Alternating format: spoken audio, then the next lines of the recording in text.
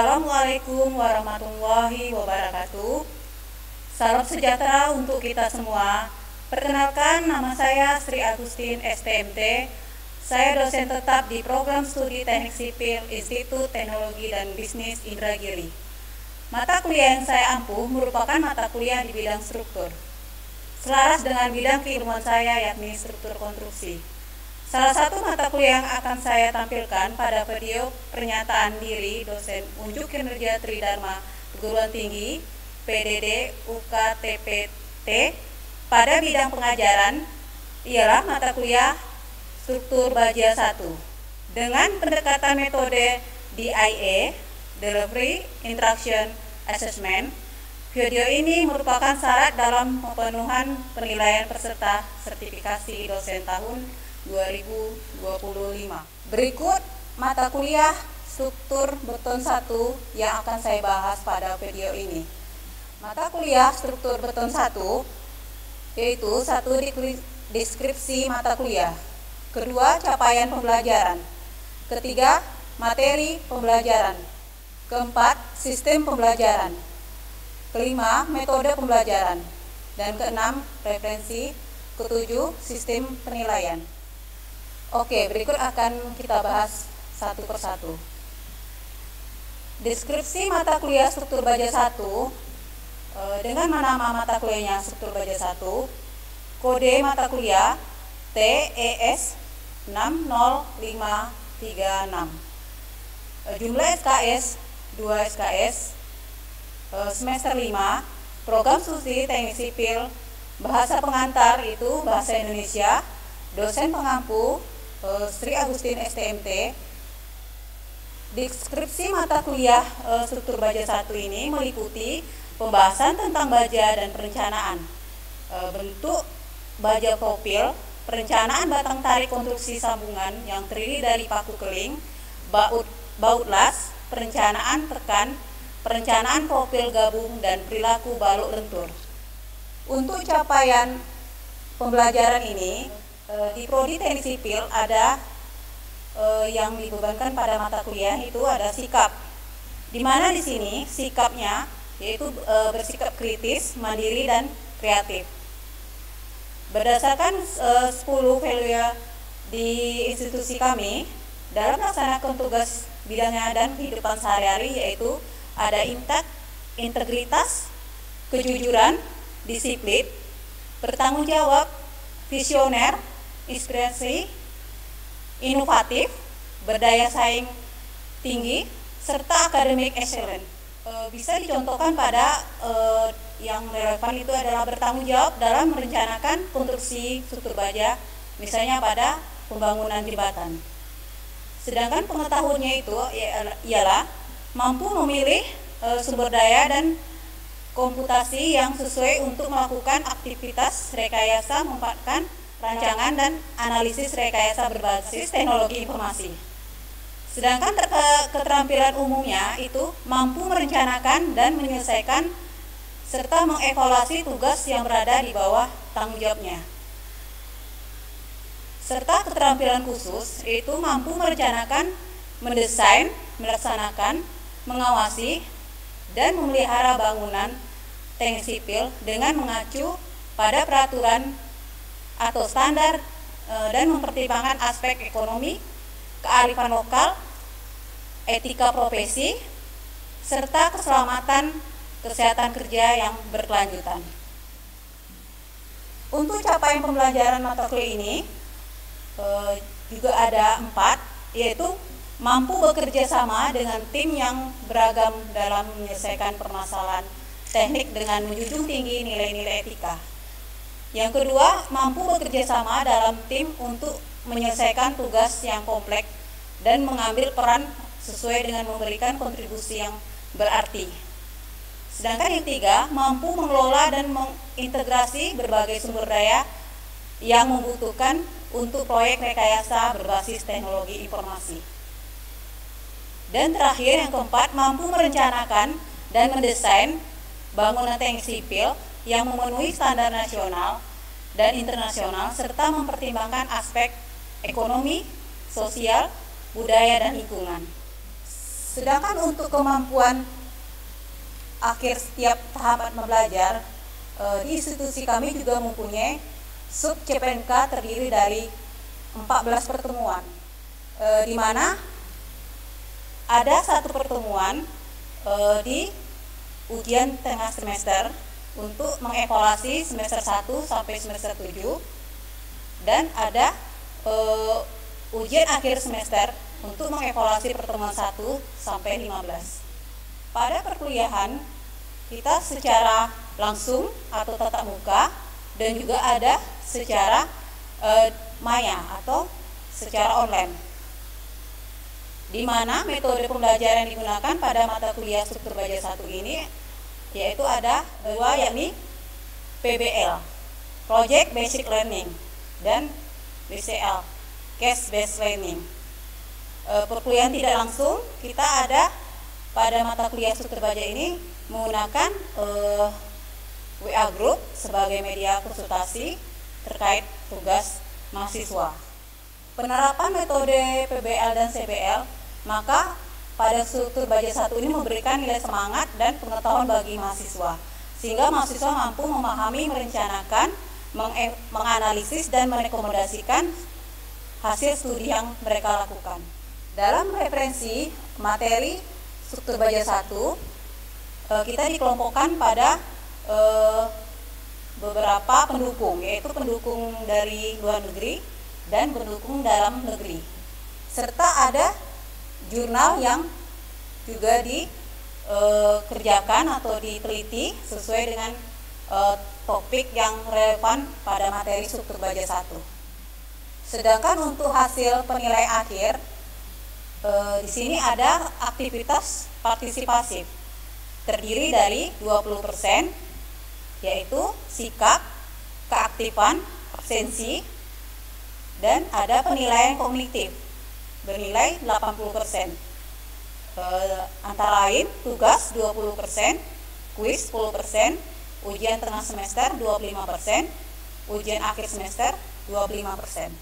Terkait presentasi penilaian, saya juga mengikuti standar kurikulum yang ditetapkan oleh Institut Teknologi dan Bisnis Indragiri, serta melalui diskusi bersama peserta didik dalam mengambil mata kuliah, sehingga ditetapkan besaran presentasi untuk setiap masing-masing komponen.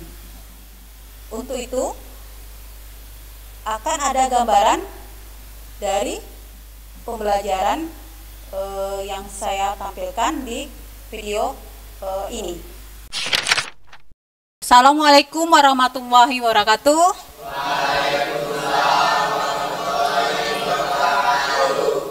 Selamat sore semuanya rekan-rekan mahasiswa.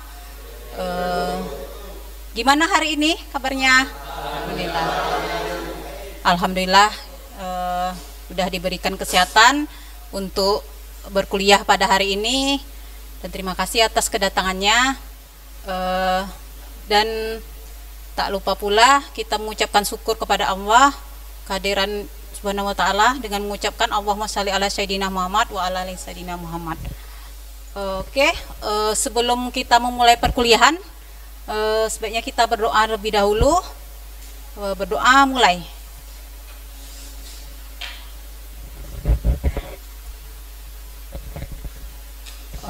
Oke, selesai. Bagaimana untuk kehadiran semua? Baik Bu, ada Bu, satu orang mahasiswa atas nama Fajar Agustur Rahman dengan alasan sakit Bu. Oke, semoga diberi kesehatan ya teman kita yang tidak hadir pada perkuliahan hari ini. Oh ya, sebelum kita memulai perkuliahan hari ini, untuk menonaktifkan atau mensilenkan HP-nya supaya lancar untuk perkuliahan kita hari ini. Oke, sebelum lanjut kita ke materi pertemuan 2, masih ingat kita pertemuan yang pertama mengenai pengenalan baja, sejarah baja. Siapa yang bisa menjelaskan? Oh ya, silakan Tri menjawab. Baja telah mengalami perjalanan panjang dari penemuan awal di Timur Tengah dan Asia, berkembang pesat melalui inovasi teknologi di Eropa pada era revolusi industri, hingga menjadi material konstruksi utama di dunia modern. Adapun perkembangan baja tidak hanya mencerminkan kemajuan teknologi, Bu, tetapi juga menjadi fondasi bagi pertumbuhan ekonomi dan pembangunan global. Mungkin sekian yang bisa saya jelaskan, Bu. Oke, terima kasih atas jawabannya. Terus selanjutnya, masih ingat nggak pembuatan baja seperti apa? Ada ingat? Oh ya, silakan. Untuk pembuatan baja, Bu, baja dibuat dengan bahan utama yaitu Fe, biji besi, dan besi-besi tua. Dan bahan campuran terdiri dari Si, Mn, C, P, dan S, serta O untuk pembakaran yang diolah dalam tungku temperatur tinggi. Sekian, Bu. Oke, terima kasih atas jawabannya. Alhamdulillah ya, masih ingat yang lain, masih ingat ya materi kita minggu lalu. Alhamdulillah. Oke, selanjutnya kita ke pertemuan kedua, itu karakteristik baja. Di sini saya menampilkan jembatan Trio Amanah. Ayo, siapa yang bisa menceritakan nih jembatan ini seperti apa? Hadi.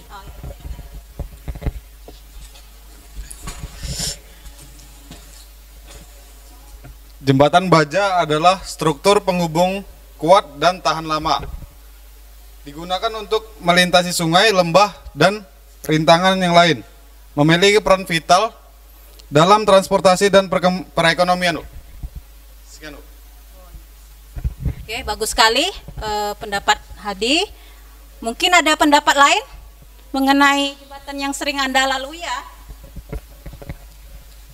Yang pertama bentuknya rangka pelengkung, yang kedua pabrikasi ada tenaga khusus saat pemasangan, yang ketiga sambungan dari las dan baut, Bu. Oke, sangat bagus analisanya, karena kan jembatan ini merupakan kita lalui tiap hari ya untuk penyambung jalan transportasi. Selanjutnya ada gambar. Nah ini, siapa tahu gambar apa ini? Oh ya, benar, baja. Seperti apa bentuk bajanya? Mengkilat ya. Tahan banting. Kuat ya. Benar semuanya. Jadi baja ini tahan kuat, tahan banting, terus mengkilat ya. Nah, jadi dari gambar ini saya memotivasikan Anda sebagai mahasiswa harus seperti mental baja, jadi kuat, karena akan ditempa menjadi istimewa. Nah, jadi kedepannya kan apabila Anda mempunyai skill, kemampuan, Anda akan dibayar mahal, seperti juga baja. Nah, jadi baja ini bentuknya cantik, ini harganya mahal, apalagi stainless ya, mengkilat kan, apalagi kan kayak seperti motornya kan di chrome gitu kan. Nah, ini kan mahal tuh. Nah, seperti itu. Ini untuk capaian kita materi pada hari ini. Jadi mahasiswa mampu menjelaskan sifat dan karakteristik bangunan baja. Terus mahasiswa mampu menjelaskan istilah-istilah baja. Dan yang ketiga itu mahasiswa mampu menjelaskan keunggulan dan kerugian baja. Dan keempat, mahasiswa mampu menjelaskan aplikasi baja lintas industri serta pada konstruksi bangunan. Nah, ini nanti kan kita pelajari karakteristik baja, sifat mekanis baja, keunggulan dan kerugian dari baja. Di sini ada komposisi baja. Jadi ada macam-macam ya baja ini, karena baja ini awalnya dari bahan alam ya, seperti yang materi semester 1 yang lalu, teknologi bahan. Jadi dari bahan alam, jadi ada campuran-campurannya untuk supaya dia kuat dan keras, tahan lama. Nah, ini campur-campurannya. Jadi ada steel, cast iron, mild steel, hard steel. Jadi ada karbon 0,2% sampai 2,1% untuk karbonnya. Terus ada elemen nikel, nah itu krom yang sering Anda lihat di motor tuh ya. Jadi mengkilat dia. Jadi dia untuk menghindari korosi pada baja. Ini pengaruh kadar karbon terhadap properties baja. Jadi adanya pengaruh di propertiesnya, ada peningkatan di kekuatan pada korosi, terus meningkatkan dia ditempa terus dielas gitu. Jadi ada pengaruhnya di modulus elastisitasnya. Ini ada istilah dari baja. Jadi ada hot rod, cold form. Jadi dia baja seperti ini. Cara pembuatannya ini dipanaskan. Kalau yang cold ini didinginkan, model dingin. Gitu. Ini yang bajanya masih dasar, jadi belum dipoles. Gitu. Jadi masih dasar pembuatan bajanya. Ini jenis-jenis baja sesuai kategori. Jadi ada kategori carbon steel, ada kadar-kadarnya, ada yang stainless, ada tool steel, tinggi, menengah. Ini ada kadar-kadarnya, ada yang tinggi, menengah, sedang gitu untuk baja. Gitu. Nah ini tadi ada panduan yang stainlessnya. Nah jadi dia ada untuk tambahan kromnya, nikel. Nah ini ada stainless steel tipenya yang 304. Terus ada untuk penggunaan lasnya, penggunaan luas pada peralatan rumah tangga. Nah jadi setelah tahu beberapa baja, bentuknya, ini sifat mekaniknya. Jadi di sini baja itu mempunyai kekuatan tarik, beda sama beton. Jadi kalau beton dia kuatnya benar ditekan. Kalau baja ditarik. Jadi dia kemampuan untuk menahan gaya tarik tanpa patah dia. Terus ada kekerasan, ketahanan aus. Terus ada elastisitas, ketahanan deformasi, serta ada ketahanan korosi. Jadi perlindungan lingkungan. Nah, makanya seperti di jembatan yang kita lalui ada pemeliharaan situ supaya tidak korosi. Nah, ini dia keunggulan kompotif baja. Di sini untuk baja ada kekuatan yang ditawarkan sesuai dengan ininya, penggunaannya seperti apa. Terus ada mudah dibentuk dan dilas, dan juga bisa didaur ulang.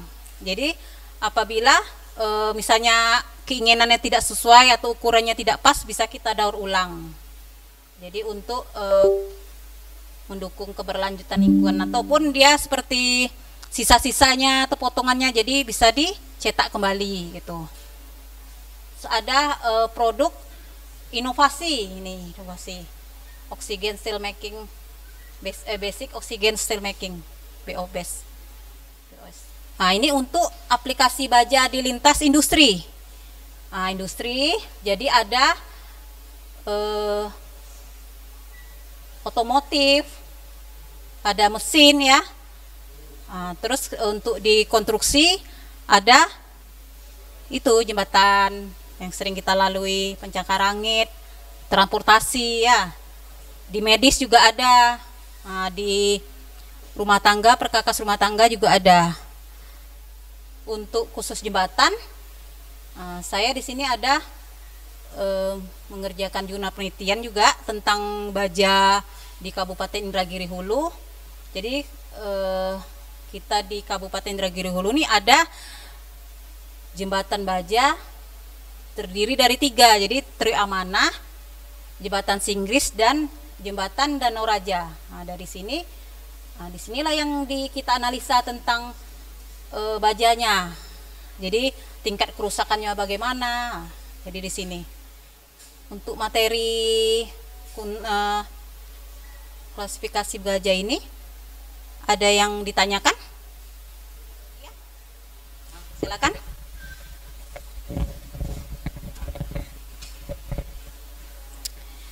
Saya ingin bertanya, Bu, apa yang dimaksud proses basic oxygen steel making? BOS, ini ya, inovasi seperti proses basic oxygen steelmaking. Di sini ini adalah metode modern. Jadi modern metode ini mengandalkan oksigen untuk karbon yang menghilangkan pengotor dari besi cair, menghasilkan baja dengan kualitas tinggi. Jadi dia dari bahan oksigen, inovasi terbaru di baja. Gimana untuk Nokia? Mungkin ada yang ditanyakan yang lain? Ya. Untuk baja itu memiliki kekurangan apa saja, Bu? Oke, kekurangan baja. Tadi saya memaparkan kelebihannya. Mungkin bisa bantu yang jawab apa kekurangan? Hah? Hadi, silakan.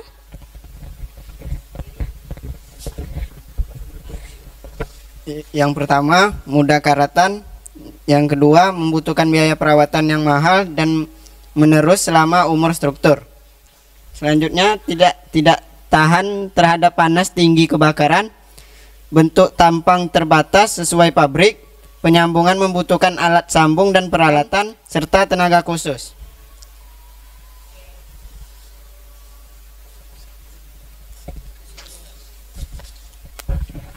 Oke, benar. Untuk kekurangannya ya, karena baja itu harus dikerjakan oleh petugas atau orang yang ahlinya. Terus kesimpulan yang kita dapat dari materi ini, ada yang bisa jelaskan? Silakan.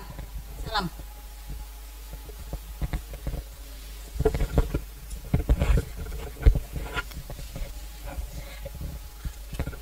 Kesimpulan pada materi ini, baja adalah material serbaguna yang sangat vital bagi hampir setiap aspek industri modern. Karakteristiknya dapat disesuaikan secara presisi untuk memenuhi kebutuhan aplikasi spesifik, mulai dari kekuatan struktur hingga ketahanan korosi ekstrim. Memiliki jenis baja yang tepat untuk setiap proyek adalah kunci untuk mencapai kinerja dan efisiensi optimal. Mungkin segitu saja, Bu. Oke, terima kasih atas kesimpulannya materi hari ini. Jadi udah paham semua ya? Jadi apabila sudah paham, saya mengirimkan Google Form untuk kuis. Silakan Anda mengisinya. Saya beri waktu 5 menit. Silakan dari sekarang.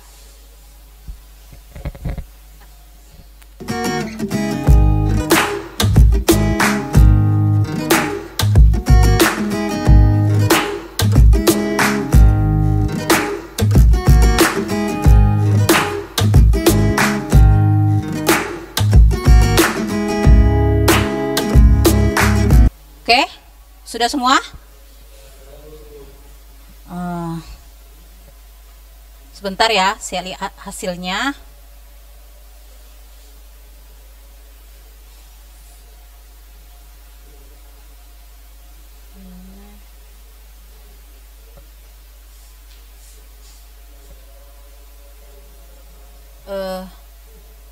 Alhamdulillah hasilnya semua paham ya untuk materi hari ini. Oke, sebelum saya tutup, ini untuk tugas minggu depan. Jadi tugasnya dibagi 2 kelompok. Kelompok pertama ini 1 cara pembuatan tempan baja, 1 angka NIM terakhir ganjil. Yang kedua jenis-jenis baja dan penggunaannya, 1 angka NIM terakhir genap. Jadi diberi 2 kelompok ini buat makalah. Seperti biasa ada pendahuluan, latar belakang, ada permasalahan, kesimpulan dan hasil. Jadi untuk tugas minggu depan. Ada yang ditanyakan?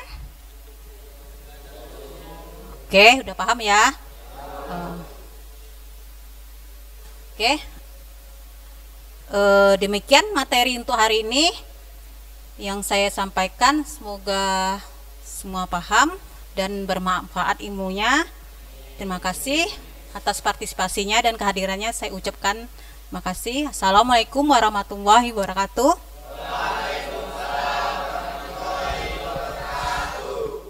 Baiklah, demikian video pernyataan diri dosen unjuk kinerja Tridharma Guruan Tinggi PDD UKTPT bagian pengajaran saya. Semoga video ini menjadi gambaran pembelajaran sesuai dengan bidang keilmuan Bapak Ibu semua. Sekian saya sudahi dengan wabillahi taufiq wal hidayah. Wassalamualaikum warahmatullahi wabarakatuh.